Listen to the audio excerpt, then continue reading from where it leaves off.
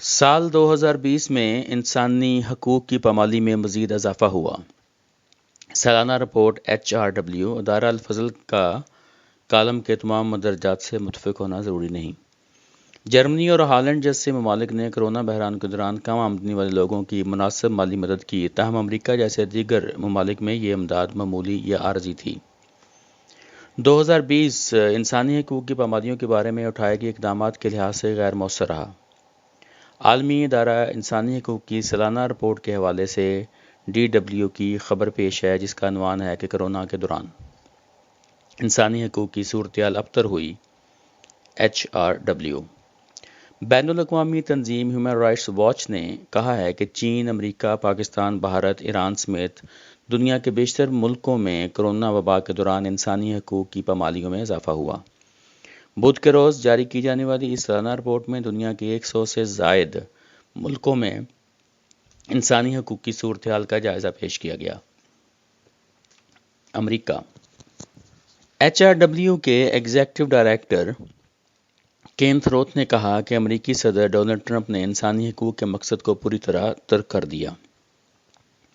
انہوں نے نومنتخب صدر بائیڈن سے اپیل کی کہ ٹرمپ نے امریکہ کے اندر اور واشنگٹن کی خارجہ پالیسیوں کے ذریعہ بیرونی ملکوں کے حوالے سے حقوق انسانی کے متعلق جو رویہ اختیار کیا، اسے تبدیل کر کے اس کی اصل شکل میں بحال کریں۔ HRW نے اپنی رپورٹ میں داخلی امور کے حوالے سے ٹرمپ کے موقف پر بھی نکتہ چینی کی۔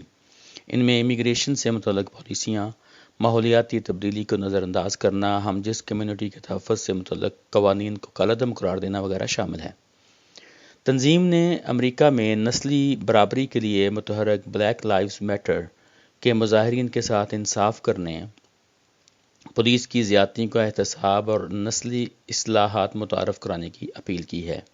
پاکستان رپورٹ میں پاکستان میں انسانی حقوق کی صورتحال پر نکتہ چینی کرتے ہوئے کہا گیا ہے کہ گزشتہ سال کے دوران حکومتی عہدیداروں اور پالیسیوں پر نکتہ چینی کرنے والے حقوق انسانی کے علمبرداروں، وکلاء اور صحافیوں کو ہراساں کیا گیا، جبکہ اپوزیشن کے اراکین اور حامیوں کے خلاف کارروائیاں کی گئیں۔ رپورٹ میں کہا گیا ہے کہ اسلام پسند جنگجوؤں نے قانون نافذ کرنے والے عہدیداروں اور مذہبی اقلیتوں پر حملے کیے، جن میں درجنوں افراد مارے گئے۔ بھارت HRW نے کہا ہے کہ سن 2020 میں بھارت میں ہندو قوم پرست جماعت بھارتیہ جنتا پارٹی کی حکومت اور اس کی پالیسیوں پر نکتہ چینی کرنے والے کارکنوں، صحافیوں اور دیگر افراد کو ہراساں کرنے اور جیلوں میں ڈالنے کے واقعات میں اضافہ ہوا۔ رپورٹ میں کہا گیا ہے کہ BJP حکومت نے سیاسی بنیادوں پر مقدمات دائر کیے، حقوق انسانی کے کارکنوں، طلباء، رہنماؤں، ماہرین تعلیم، اپوزیشن رہنماؤں اور دیگر ناقدین کے خلاف ملک میں غداری اور انسداد دہشت گردی جیسے سخت قوانین کے تحت مقدمات درج کیے گئے۔ رپورٹ میں مزید کہا گیا ہے کہ گزشتہ برس فروری میں دہلی میں فرقہ وارانہ فسادات اور جنوری 2018 میں مہاراشٹر ریاست کے بھیما کورے گاؤں میں ذات پات تشدد میں BJP کے حامی ملوث تھے، لیکن ان کے خلاف کوئی کارروائی نہیں کی گئی۔ پولیس نے جانبدارانہ تفتیش کی، جس کا مقصد مخالفین کو خاموش کرنا اور مستقبل میں حکومت کے خلاف مظاہروں پر قدغن لگانا تھا۔ رپورٹ میں کہا گیا ہے کہ اس دوران بھارتی حکومت نے غیر ملکی فنڈنگ سے متعلق ضابطوں کی آڑ میں انسانی حقوق کے لیے کام کرنے والی تنظیموں کو نشانہ بنایا۔ HRW کی جنوبی ایشیا کی ڈائریکٹر میناکشی گنگولی کا کہنا تھا کہ سن 2020 میں مسلمانوں، اقلیتوں اور خواتین پر بڑھتے ہوئے حملے کو روکنے کے لیے بھارتی حکام نے حکومت مخالف آوازوں کو دبانے کے لیے اپنی کارروائیاں تیز کر دیں۔ افغانستان اور ایران HRW نے اپنی رپورٹ میں کہا کہ افغان فورسز، طالبان اور دیگر مسلح گروپوں کے درمیان گزشتہ برس کے دوران 9 ماہ کے دوران 6000 سے زائد شہری ہلاک ہوئے۔ افغان حکومت جنسی زیادتی، اذیت اور شہریوں کی ہلاکت میں ملوث اعلیٰ عہدیداروں کے خلاف کارروائی کرنے میں ناکام رہی، جبکہ صحافیوں کو طالبان اور حکومتی عہدیداروں دونوں ہی طرف سے خطرات کا سامنا ہے۔ چین اور روس رپورٹ میں چین اور روس میں بھی انسانی حقوق کی ابتر صورتحال کا ذکر شامل ہے۔ ہیومن رائٹس واچ کا کہنا ہے کہ ایرانی حکام نے مخالفین کے خلاف کارروائیوں کا سلسلہ جاری رکھا۔ دوسری طرف امریکی پابندیوں کی وجہ سے ضروری ادویات تک ایرانی عوام تک رسائی متاثر ہوئی ہے اور ان کی صحت کے حق کو نقصان پہنچا۔ چین میں سنکیانگ صوبے میں ایغور مسلمانوں کو جیلوں میں ڈالنے اور ہانگ کانگ میں قومی سلامتی کا قانون نافذ کرنے پر بیجنگ پر نکتہ چینی کی گئی ہے۔ روس کے حوالے سے رپورٹ میں کہا گیا ہے کہ کرونا وائرس کی آڑ میں انسانی حقوق کی خلاف ورزیاں تیز کی گئی ہیں، کئی نئی پابندیاں عائد کی گئی ہیں اور پرائیویسی کے حقوق کو پامال کیا گیا ہے۔ کرونا میں انسانی حقوق۔ HRW نے رپورٹ میں کرونا وائرس کی وبا کے دوران انسانی حقوق کی خلاف ورزیوں کو بھی اجاگر کیا اور بحران کے دور میں مالی امداد کو انسانی حقوق کا حصہ قرار دیا ہے۔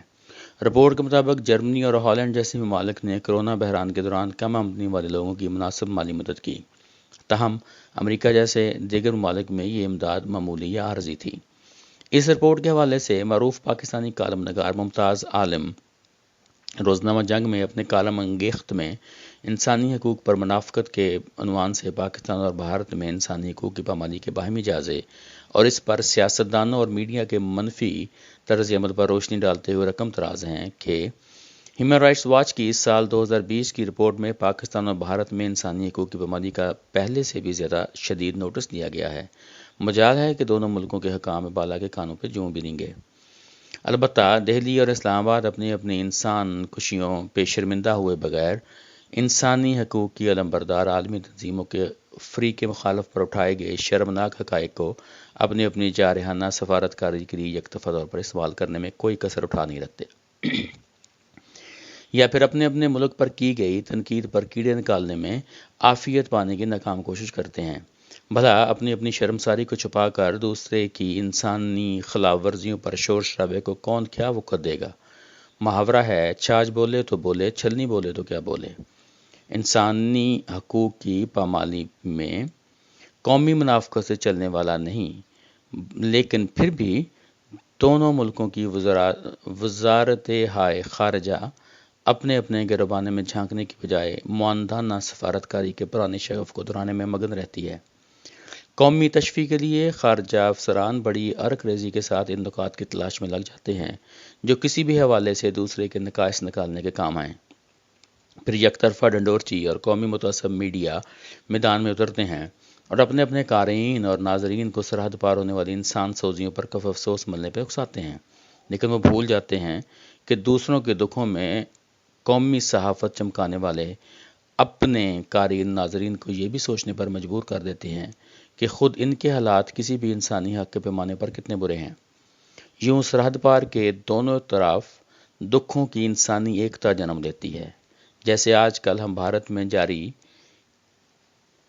کسانوں کی فقید المثال تحریک کے حوالے سے پاکستان کے عوام میں بھارتی کسانوں کے ساتھ یکجہتی کے اظہار میں دیکھتے ہیں۔ یہ ممکن ہے کہ پاکستان کے کسان بھی اپنے دکھوں کے ازالے کے لیے میدان میں اتریں، جیسے بھارت کے شمالی صوبوں کے کسان اترے ہیں۔ سرحدوں کے آر پار جب مظلوم عوام اور دانشور اظہار یکجہتی کرتے ہیں تو اسے قومی تعصب کی دیواریں گر جاتی ہیں اور قومی سلامتی کی ریاستوں کی پھیلائی قومی عصبیتیں دم توڑنے لگتی ہیں۔ انسانی، شہری، سیاسی اور معاشی حقوق کے اب عالمی پیمانے بن چکے ہیں جن کی کسوٹی پر اقوام متحدہ اور انسانی حقوق کی تنظیمیں کسی بھی ملک میں انسانی حقوق کے حالات کو پرکھتی ہیں۔ اگر مختلف قوموں اور ملکوں کے لیے مختلف پیمانے استعمال ہونے لگیں تو انسانی حقوق کے عالمی نگران ادارے اپنی ساکھ کھو بیٹھے۔ جب میڈیا کی آزادی کا جائزہ لیا جائے گا تو کیسے اس میں صرف پاکستان کو متون کیا جا سکے گا اور بھارت کو کلین چٹ دی جا سکے گی؟ اگر بھارت میں اقلیتوں کے ساتھ بدترین اور صفاقانہ سلوک روا رکھا جا رہا ہے تو اس کی مذمت تو کی جائے گی، اور جب برا سلوک پاکستان کی منحنی سی اقلیتوں کے ساتھ ہوگا تو اسے کیسے نظر انداز کیا جا سکتا ہے؟ ہیومن رائٹس واچ کی طرح بہت سی انسانی حقوق کی عالمی تنظیم میں بھارت کے زیر تسلط کشمیر میں ہونے والے مظالم کی مسلسل مذمت کر رہی ہیں۔ وہاں ہونے والے حالیہ مقامی انتخابات میں دھاندلیوں کا پردہ چاک کیا گیا ہے۔ پھر گلگت بلتستان میں ہونے والی انتخابی بے ضابطگیوں پر عالمی آبزرور کیسے آنکھیں موند سکتے ہیں؟ دوہرے معیار کی سب سے بدتر مثال تو قومیتوں کے حقوق کے حوالے سے ہے، جب مشرقی پاکستان میں فوج کشی ہوئی تو بھارت نے مسلم بنگال کے حق کے خود ارادیت کا مسئلہ عالمی سطح پر اٹھایا اور ان کی آزادی کی جدوجہد میں ہر طرح کی مدد ہی فراہم نہیں کی بلکہ فوج کشی تک کی۔ لیکن جب بھارت کشمیریوں کے ساتھ ویسا ہی جابرانہ سلوک کر رہا ہے اور حق خود ارادیت مانگنے والے کو تحت دیکھ کرنے میں مصروف ہے تو بھارت میں اس قومی جبر کی مخالفت کرنے والوں کو دہشت گردوں کا ہم نوا اور ISI کا ایجنٹ کہہ کر چپ کرانے کی کوشش کی جا رہی ہے۔ اسی طرح جب پاکستان میں چھوٹے صوبوں کے لوگ حقوق مانگتے ہیں انہیں دشمن کی ہائبرڈ جنگ کا الاکار بنا کر پیش کیا جاتا ہے۔ انسانی حقوق کی پامالی کے معاملے میں لگتا ہے کہ بھارت اور پاکستان میں مقابلہ ہے۔ آخر انسانیت کی تذلیل کا یہ خوفناک سلسلہ کب ختم ہوگا؟ سرحدی تنازعات اور قومی دشمنی کے تاریخی ورثہ کے ہاتھوں اگر کوئی پس رہا ہے تو وہ بر صغیر کے محنت کش عوام ہیں۔ بدقسمتی سے بڑی سیاسی جماعتیں بھی ابن الوقتی کا شکار ہیں۔ جب کوئی اپوزیشن میں ہوتا ہے تو حکومتی وقت کو قومی مفاد کا سودا کرنے کا موجب قرار دیتا ہے اور برسر اقتدار جماعت اپنی اپنی حزب اختلاف کو دشمنوں کا ایجنٹ قرار دے کر اپنی اپنی کوتاہیوں اور مظالم پر پردہ ڈالتی ہیں۔ بھارت اور پاکستان میں 7 دہائیوں سے یہی مضحکہ خیز لیکن المیاتی کھیل جاری ہے۔ آخر کب تک؟ کبھی تو انسانی حقوق کی تعظیم بر صغیر کا طور امتیاز بنے گی۔ روزنامہ جنگ 17 جنوری 2021 صفحہ 25۔